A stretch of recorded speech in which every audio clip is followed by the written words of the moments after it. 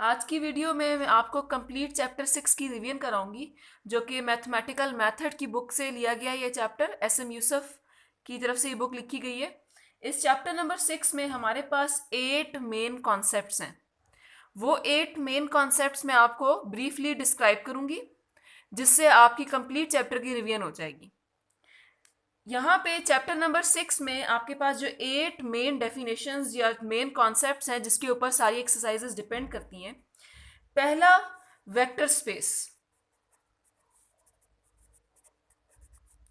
Second है सब space. Third, linear combination.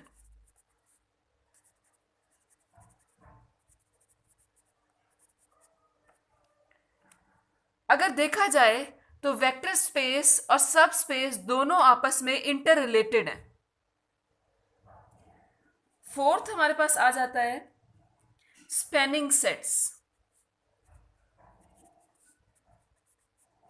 Vector space और सब स्पेस इंटर रिलेटेड है और लीनियर कॉम्बिनेशन और स्पैनिंग सेट्स आपस में इंटर रिलेटेड है।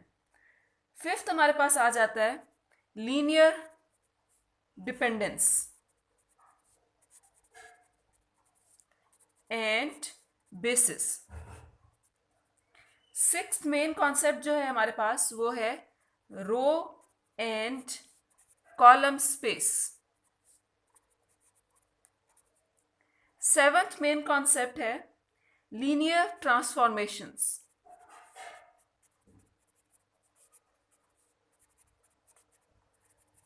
और जो लास्ट मेन कॉन्सेप्ट है यहाँ पे जो इस चैप्टर में दिया हुआ है वो है मैट्रिक्स ऑफ लीनियर ट्रांसफॉर्मेशन।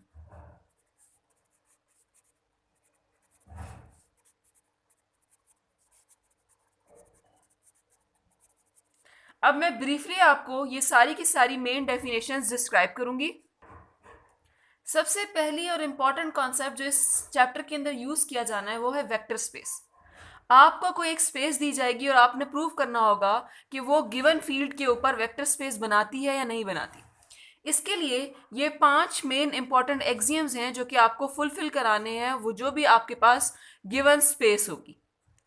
सबसे पहला एक्सियम क्या शो करना है कि V is an abelian group under addition. जो भी आपको एक सेट दिया गया होगा, नॉन एम्प्टी सेट, जो कि किसी फील्ड F में से लिया गया होगा, सबसे पहले आपने ये शो करना है कि वो एबिलियन ग्रुप है। एबिलियन ग्रुप के लिए आपको 5 मोर एक्सियम्स शो करने पड़ेंगे। एबिलियन ग्रुप के अंदर अगर आपको शो करना है कि कोई भी सेट एक एबिलियन ग्रुप है अंडर एडिशन, पहला एक्सियम वेक्टर स्पेस का यह है कि एबिलियन ग्रुप अंडर एडिशन। इस फर्स्ट एक्सियम के अंदर फर्दर आपके पास 5 एक्सियम्स और आएंगे। पहला एक्सियम आएगा आपके पास कि अगर u और v कोई भी दो सेट्स ले लें, उसी के अंदर से वेक्टर्स ले लें, वो बिलोंग करें मेन वेक्टर से, जो कि आपको मेन सेट दिया होगा, तो u प्लस v जो है वो इस मेन सेट के अंदर बिलोंग करना चाहिए।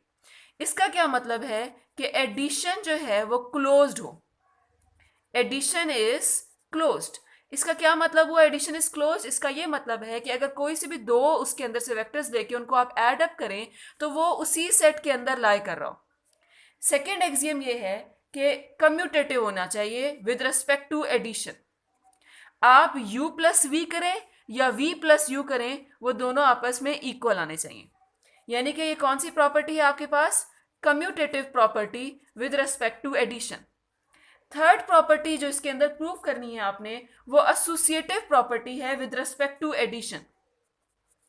आप कोई भी 3 वेक्टर्स कंसीडर कर लेंगे और उन 3 वेक्टर्स को आप इस पैटर्न से ऐड अप करेंगे और फिर वो इक्वल आना चाहिए कि अगर पहले 2 को ऐड करके उसको बाद में थर्ड वेक्टर के साथ ऐड अप किया जाए, तो ये प्रॉपर्टी हमारे पास बनती है associative property with respect to addition. Fourth property जो आपको शो करनी है कि अगर कोई भी एक वेक्टर बिलोंग करता है इस मेन वेक्टर v से, और अगर ये वेक्टर इसके साथ बिलोंग करता है, then there exist negative u belonging to the same vector space. तो अगर उसका नेगेटिव बिलोंग करता है सच दैट u को अगर आप ऐड अप करें इसके नेगेटिव पार्ट के साथ तो वो इक्वल आए 0 के, या नेगेटिव पार्ट इसका एड अप करें इसकी पॉजिटिव पार्ट के साथ तो आपके पास 0 आए। इसका क्या मतलब है कि आपके इस सेट के अंदर एडिटिव आइडेंटिटी एग्जिस्ट करनी चाहिए। This is inverse, additive inverse, not additive identity.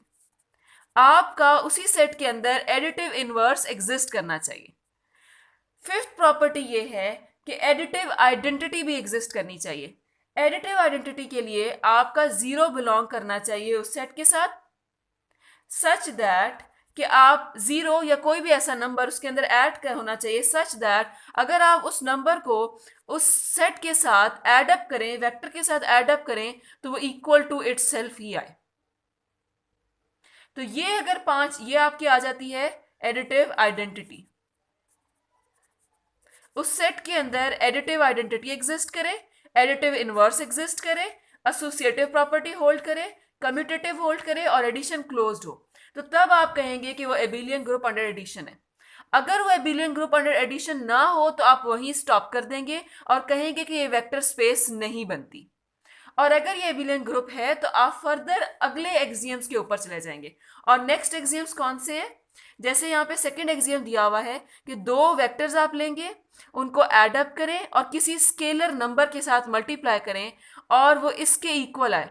Individually scalar को मल्टीप्लाई करें वेक्टर के साथ और उसको ऐड अप करें individual multiplication of scalar with the second vector. अगर ये दोनों इक्वल आ जाए तो आपका सेकंड एक्सियम फुलफिल हो जाएगा।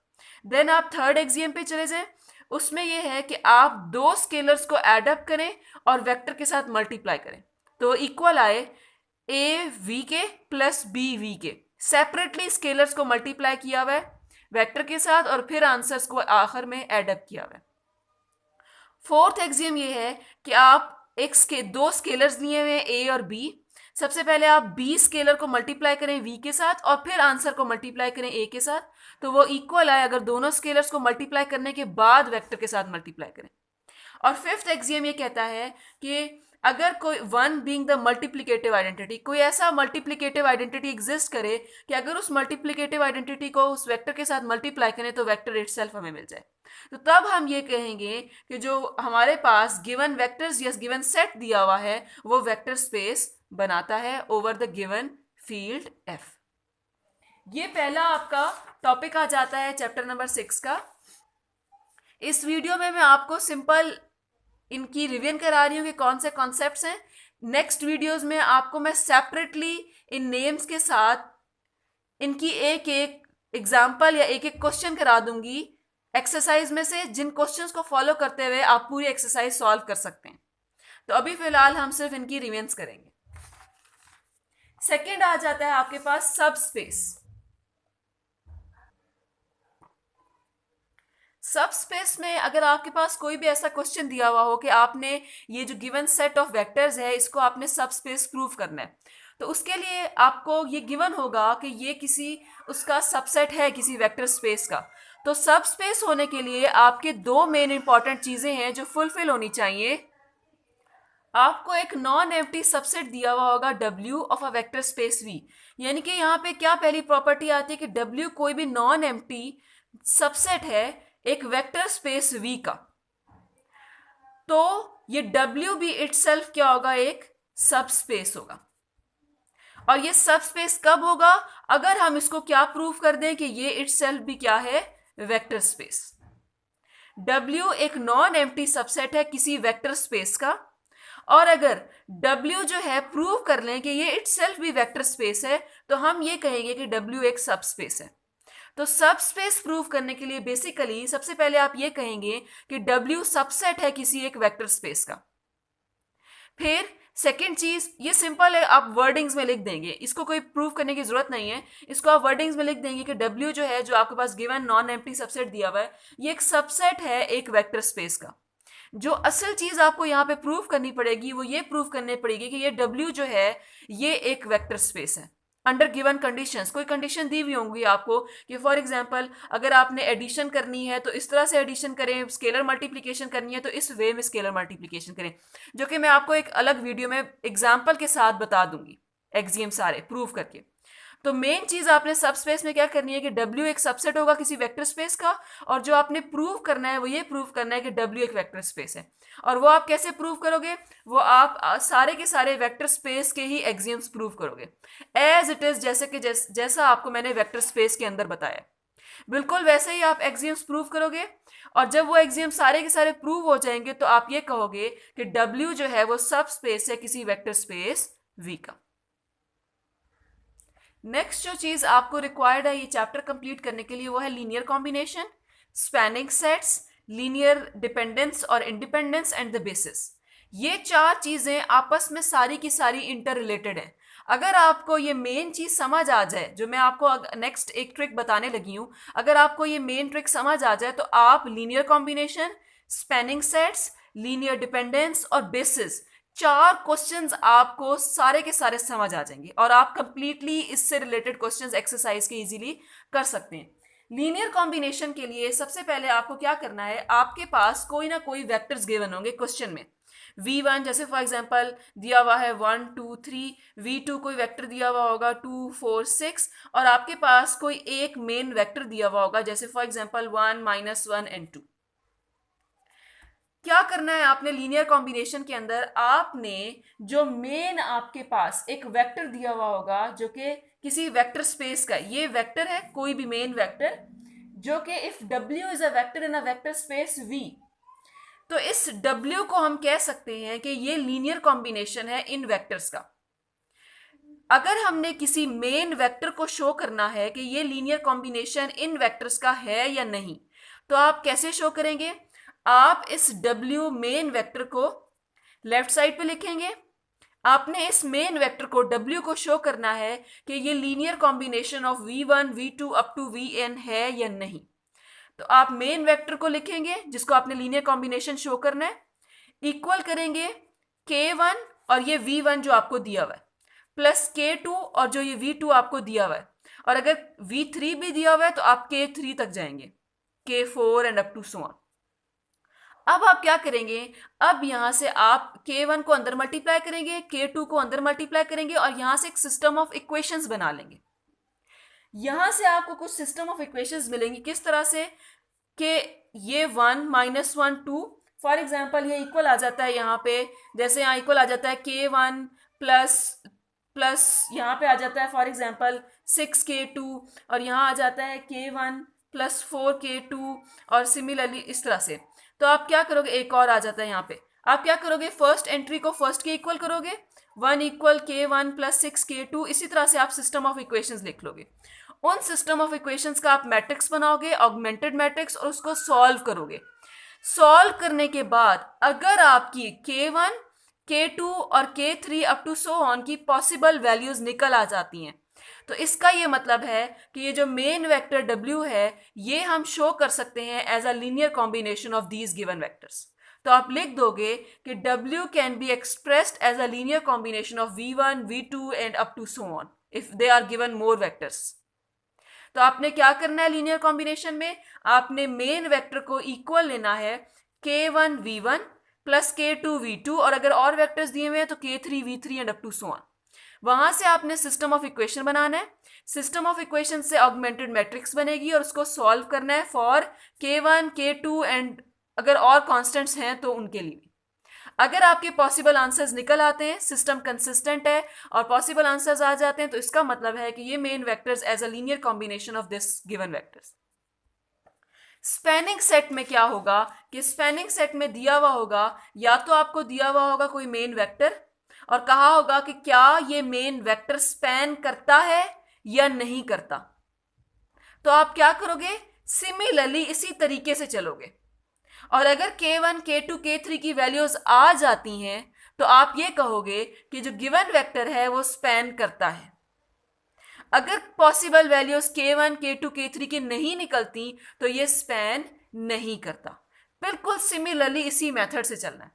अगर मेन वेक्टर दिया हुआ हो, अगर मेन वेक्टर ना दिया हुआ हो तो आप यहां पे लेफ्ट हैंड साइड पे XYZ लिखोगे और वो इक्वल होगा K1 V1 plus K2 V2, और इसी तरह से अगर और दिए हुए हैं तो ठीक है, नहीं तो आप यहीं स्टॉप करोगे। यहां से सिस्टम ऑफ इक्वेशन बनेगा x equal k1 plus 2k2, इस तरह से कुछ भी, y इक्वल्स टू इस तरह से, और z इज इक्वल्स टू, इसका आप बनाओगे ऑगमेंटेड मैट्रिक्स। यहां से आप सॉल्व करोगे और वैल्यू निकालोगे k1, k2 और k3 and up to so on. और ये जो वैल्यूज निकलेंगी ये in terms of x, y और z के निकलेंगी। अगर तो पॉसिबल वैल्यूज निकल आती हैं तो आप ये कहोगे कि स्पैन करता है, और अगर नहीं निकलती तो ये स्पैन नहीं करता। इसका क्या मतलब है कि स्पैन नहीं करता, यानी कि आपका सिस्टम इनकंसिस्टेंट हो जाए यहां पे। अब आ जाते हैं लीनियरली डिपेंडेंस और इंडिपेंडेंस में। सेम आप यही चीज लोगे लेकिन इसको इक्वल रखोगे जीरो वेक्टर के।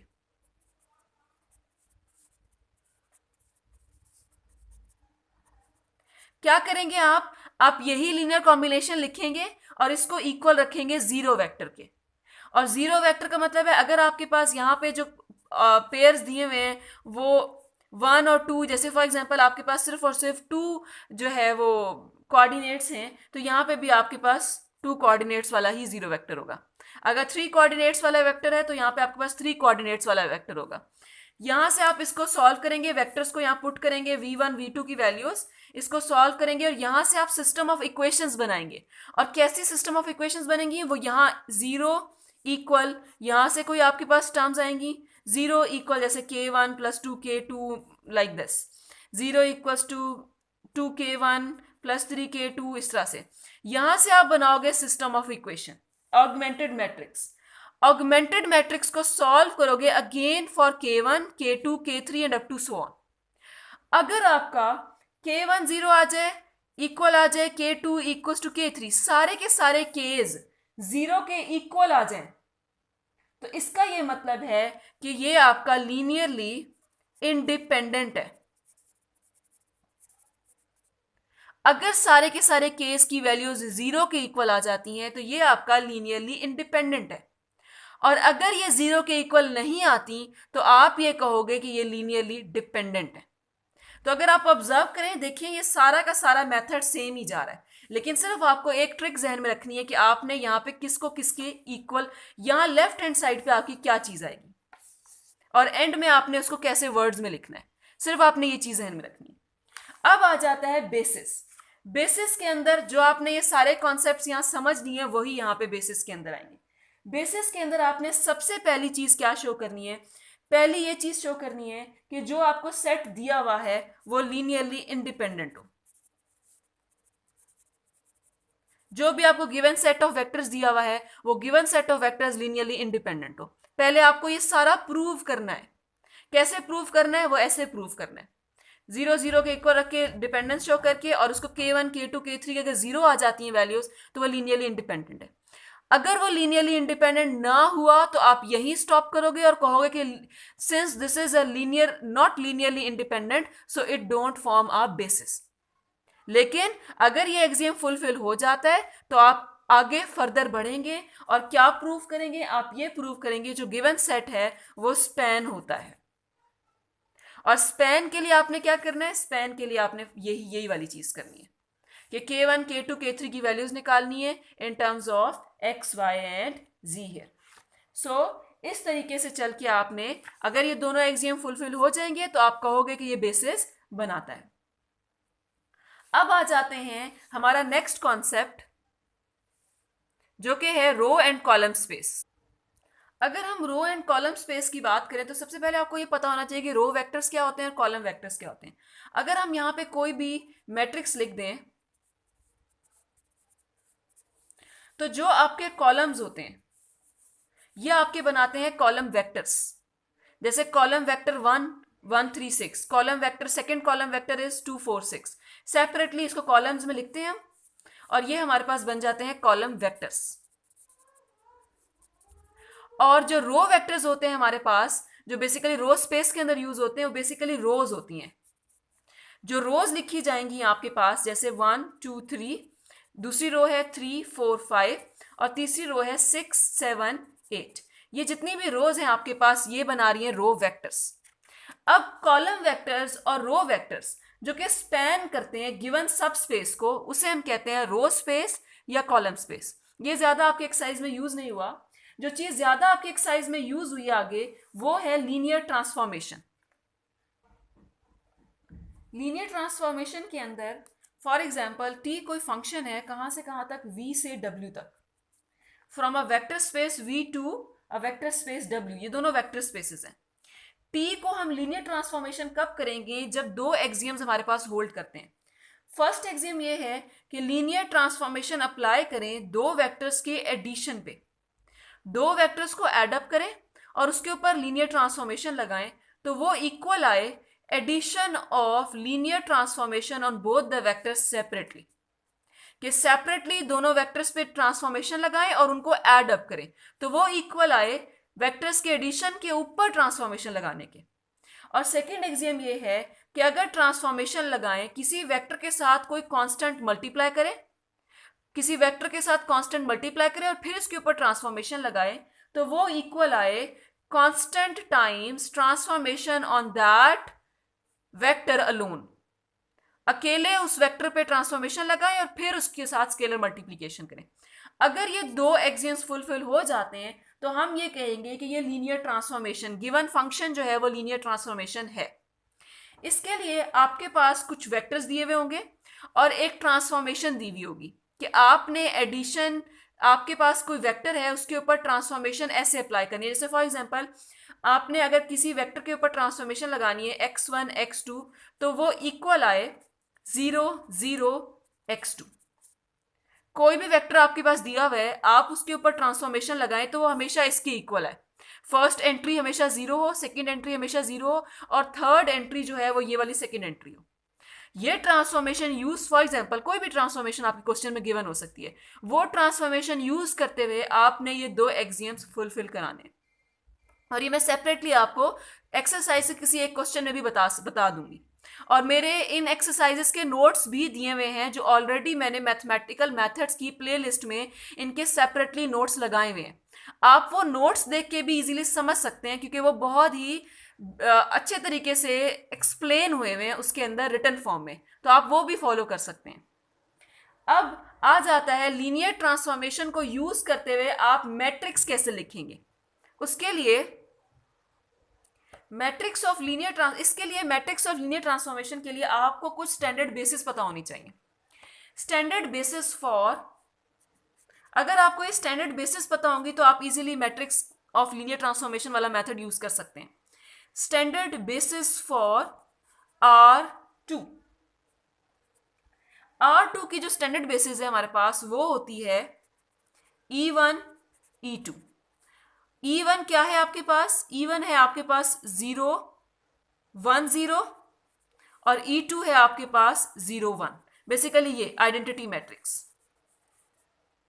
स्टैंडर्ड बेसिस ऑफ R3 ये आपको पता होना चाहिए क्योंकि अगर आपके क्वेश्चन में दिया हुआ है कि आपने मैट्रिक्स ऑफ लीनियर ट्रांसफॉर्मेशन करनी है according to the standard basis R2 तो आपने ये यूज करना है। अगर कहा हुआ हो according to standard basis for R3 तो आपको ये यूज करना है R3 के लिए E1 E2 E3। और ये किसके इक्वल है, ये बेसिकली यहां से लिया हुआ है 1 0 0 0 1 0 0 0 1, 3 क्रॉस 3 आइडेंटिटी मैट्रिक्स। ये क्या होगा, E1 क्या होगा आपके पास 1 0 0, E2 होगा आपके पास 0 1 0, E3 होगा आपके पास 0 0 1। Similarly standard basis for R4 क्या होगा आपके पास E1 E2 E3 और E4। और ये किसके इक्वल होगा आपके पास, ये आपके पास 4 क्रॉस 4 का आइडेंटिटी मैट्रिक्स होगा 1 0 0 0 0 1 0 0 0 0 1 0 एंड 0 0 0 1। और ये इक्वल होगा आपके पास, ये बेसिकली रोज हैं जो आपकी आ रही हैं यहाँ पे 1 0 0 0 और इसी तरह से E2 E3 और E4। स्टैंडर्ड बेसिस आपको पता होनी चाहिए for finding the matrix of linear transformation. Find कैसे करेंगे, आपको कोई एक ट्रांसफॉर्मेशन गिवन होगी, आप वो सिंपली ट्रांसफॉर्मेशन अप्लाई करोगे इन स्टैंडर्ड बेसिस के ऊपर, ये जो दी हुई है P ऑफ दिस और इनके आंसर्स निकालोगे। ट्रांसफॉर्मेशन अप्लाई करने के बाद जो आंसर आएंगे आपके पास वो आपकी एक नई बेसिस बन जाएंगी। उस नई बेसिस को यूज करते हुए आप उनके लीनियर कॉम्बिनेशंस बनाएंगे।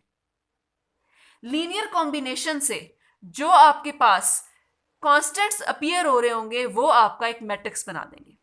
क्या करना है आपने मैट्रिक्स ऑफ लीनियर ट्रांसफॉर्मेशन के अंदर सबसे पहले आपने स्टैंडर्ड बेसिस लिखनी है, फिर आपने उसके ऊपर लीनियर ट्रांसफॉर्मेशन लगानी है। यहां से आपके पास कोई वेक्टर्स आ जाएंगे, जैसे फॉर एग्जांपल आपके पास आ गया यहाँ पे 1 0 0 और यहाँ आ गया 0 1 0 और टी ऑफ E3 लगाया आपने तो वो आ गया 0 0 0। जो ट्रांसफॉर्मेशन आपको क्वेश्चन में गिवन होगी वो लगानी है आपने। यहाँ पे लगाने के बाद ये आपकी बेसिस बन गई है। आपने क्या करना है कि इसको शो करना है। किस में शो करना है आपने इसको in the form of standard basis लिखना है, in the form of standard basis. कैसे? जैसे अगर मैं इसको in the form of standard basis लिखूं तो मैं इसको कैसे लिखूंगी? ये आपके पास 3 पेयर्स हैं, यानी 3 क्रॉस 3 का मैट्रिक्स है, तो आपके पास 3 ब्रैकेट्स आएंगी लाइक दिस। अब आपने यहां स्टैंडर्ड बेसिस लिखनी है 1 0 0 0 1 0 and 0 0 1, standard basis for R3। लिखने के बाद आपने यहाँ पे कुछ ऐसे कांस्टेंट लिखने हैं कि इन सबको ऐड अप करके आपको ये चीज मिले। तो उसके लिए यहाँ पे जो स्टैंडर्ड कांस्टेंट बन रहे हैं वो ये बन रहे हैं, तभी आपको जाके ये एंड में ये रिजल्ट मिलेगा। तो ये आपकी ये टी ऑफ E3 है, तो ये आपका मैट्रिक्स का थर्ड रो बनेगी और वो क्या होगी 0 0 और ये 0। सिमिलरली आपने इन सब के लिए भी ऐसे ही करना है, तो आपका स्टैंडर्ड मैट्रिक्स बनेगा, स्टैंडर्ड मैट्रिक्स बन जाएगा matrix of linear transformation in this way. So इस तरीके से चल के आप पूरे चैप्टर के आप मेन रिवीजन आपकी हो गई है। अब मैं सेपरेटली एक एक मेथड के नेम से एक्सरसाइज का एक एक क्वेश्चन करा दूंगी आपको, ताकि आपको पूरी एक्सरसाइज समझ आ जाए। रेस्ट ऑफ द एक्सरसाइज के लिए, बाकी सारी एक्सरसाइज के लिए आप मेरे वो नोट्स कंसल्ट कर सकते हैं जो कि मैंने ऑलरेडी रिटन फॉर्म में अपलोड किए हुए हैं।